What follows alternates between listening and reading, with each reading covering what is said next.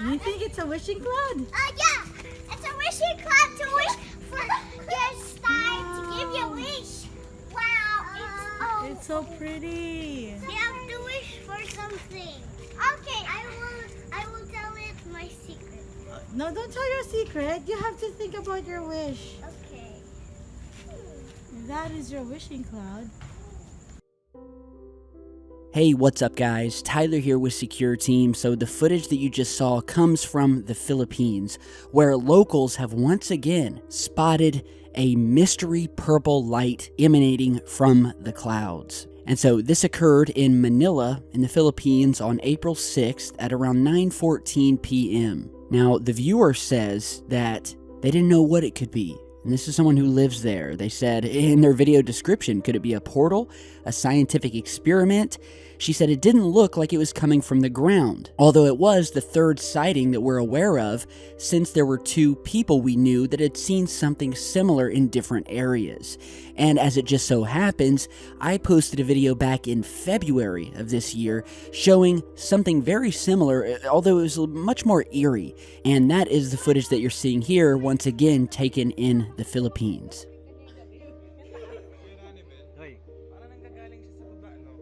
Hindi, paano siya manggagaling sa baba? Eh, dapat may ilaw siya ron.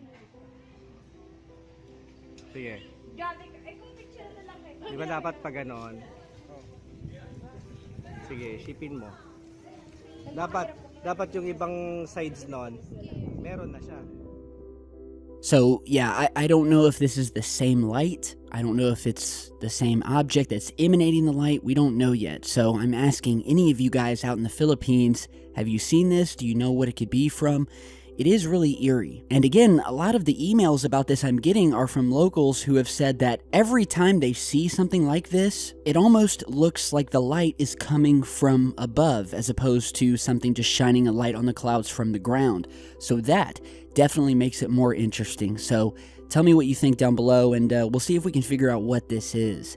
Now, in other news, speaking of anomalous lights or pulses of energy or just anomalies happening in our skies, well, and in this case above our Earth, we have a new piece of footage, this time from something called the GEO-16 satellite.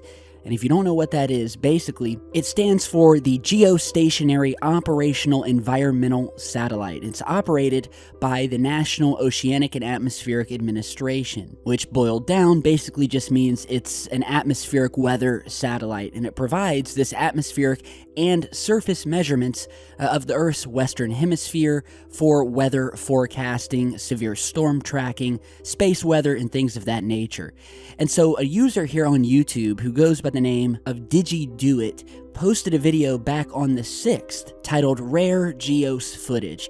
And in that footage that was taken by this satellite, there is a certain point, and apparently this happened over days, where a very strange and at this point unknown anomaly or phenomenon, whatever you want to call it, was spotted making itself known, albeit very quickly, in Earth's atmosphere. And so you'll see these much smaller flashes of purple light flashing around the Earth, which are the lightning storms and the lights from which are being picked up on the instrument.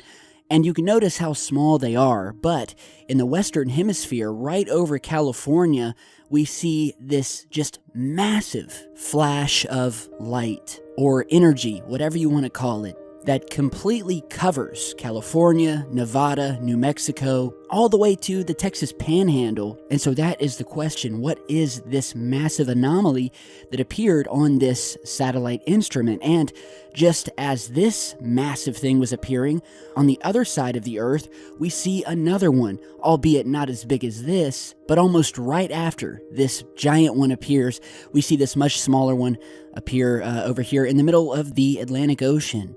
It's much too massive to be coming from a thunderstorm, a lightning storm, whatever you want to call it.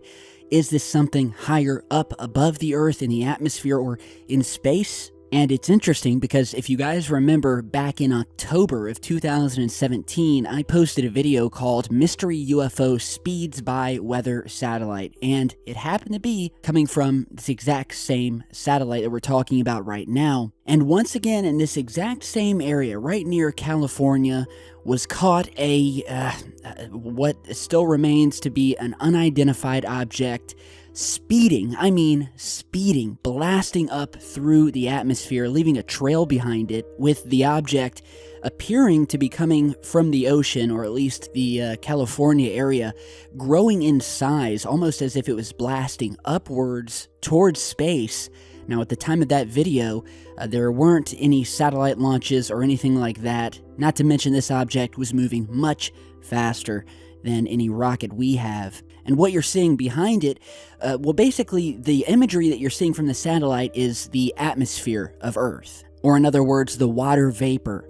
And that's the instrument that we're looking at. So this wave being left behind the object is almost kind of what you would think of a bow shock as it blasts its way through the atmosphere, displacing all of this atmospheric water vapor. So a lot of interesting and anomalous things can be seen from these weather satellites. And so the big question is, what is this massive, gigantic anomaly that appeared over California, which, might I add, is the exact same area where a 5.3 earthquake had just occurred at the same time that this was seen. So, is there a correlation? Could this massive light been responsible for said earthquake? Well, I'll leave that to you guys down below, so tell me what you think, and big thanks to Did You Do It for catching this and posting it online. So now, lastly today, we have new reports coming out basically stating that Buzz Aldrin, the famous moonwalker, as well as 3 other astronauts, have passed a lie detector test that proves they were telling the truth when they admitted to their respective strange UFO encounters when they were in space or when they were on their way to the moon. And so according to the article here, Buzz Aldrin, we'll start out with him, who was the second man to walk on the moon, as well as 3 other astronauts, have passed lie detector tests over claims they experienced alien encounters while in orbit. It said that the astronauts' accounts of alien sightings were examined under laboratory conditions, and all 4 astronauts passed the test, which was carried out using a brand new and at this moment sort of secretive technology that was being tested out by the Institute of Bioacoustic Biology in Albany, Ohio, using complex computer analysis of the spacewalkers' voice patterns as they told of their extraterrestrial encounters. So basically what we have here is a computer system that has taken the audio from the various interviews where these 4 astronauts, one of which was Buzz Aldrin, another was Apollo 15 pilot Al Worden, Edgar Mitchell, and Gordon Cooper. So while they were doing these different interviews talking about strange things they had seen, this new technology, which from what I've read is said to be many, many times more accurate than your standard lie detector tests out there, which aren't even admissible in court. But apparently, this technology is able to take your voice, along with a bunch of other visual and audio cues, and calculate whether you are telling the truth or not. So, for instance, Buzz Aldrin once spoke about how he saw a UFO while he was on the way to the moon, describing that, quote, there was something out there that was close enough to be observed and that was sort of L-shaped. Slowly like this, and we can look out these windows and see the Earth drift by and see the moon drift by. What did you see? And I saw a light out there, okay? This is after we had witnessed the upper stage rocket next to us make an evasive maneuver to miss the moon. Later missions, it crashed into the moon so that we could determine the seismic effect of crashing into the moon. So you saw a light? So we saw a light, and we thought, wonder what that is. You know, there are a lot of lights out there when you're not looking in the direction of the sun. There are a lot of stars, and they're all fixed relative to each other. Now, one of them starts moving, or it's moving, and we know that that's another object. It's not a star. Stars don't move. How long did they move, but they're so damn far away that we're not going to see them. How long did it? And so with this technology, having analyzed the claims by these astronauts, Edgar Mitchell, who was a pilot, he claimed to have seen numerous UFOs, while Gordon Cooper described chasing a cluster of objects at one point. And that basically this technology proves, at the very least, the astronauts believe that they are telling the truth. And it does not necessarily prove what they saw, obviously, but having studied this phenomenon for years now, I can tell you, if you watch any of the interviews where astronauts have spoken about the strange things they've seen over the years, you can obviously detect that they're telling the truth. And the thousands of hours of NASA footage showing this anomalous activity proves it. So it's very, very interesting. I'd like to hear more about this technology, and hopefully they will release more info about it. And who knows, maybe it'll become the standard in lie detection technology. So I have no doubt the astronauts witnessed strange things, especially when they were flying to the moon and flying around it, where there were numerous instances of mysterious objects flying overhead, tagging along with their capsules, strange lights being seen down on the moon's surface, and we've covered a lot of that here on the channel. So if you haven't seen that stuff, head back and check it out, especially if you're new. That is all I have for you guys today. I want to thank you for stopping by, and just real quick before I go, I want to let you guys know that I have recently uploaded a new video to my Patreon page, which, if you don't know, is a platform that allows you, the viewers, to donate monthly, whether it be $10, $5, or even just $1, and in return for supporting the channel, you can get rewards and perks or whatever the creator wishes to do.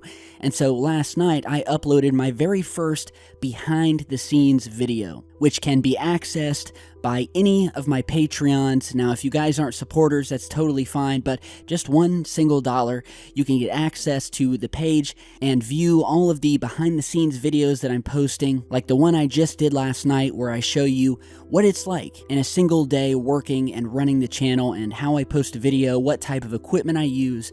And I'm going to be posting more videos to Patreon in the future where I go into more detail regarding the operation of the channel, as well as my personal opinions on a lot of things, which, a lot of the time I don't feel comfortable doing that here on the main channel. And so Patreon has been an awesome platform that would allow me, to post stuff where I talk about different things, whether it be theories about this phenomenon, dealing with trolls or haters here on the channel. And, well, like I said, just things that I couldn't really post on the channel and wouldn't want to. So if any of you guys want to support me, like I said, head over to my Patreon link. It's down in the video description. Check out the new behind-the-scenes video I posted. And in the meantime, stay tuned. I've got much more coming, and I will see you all back in just a bit. Stay safe, guys.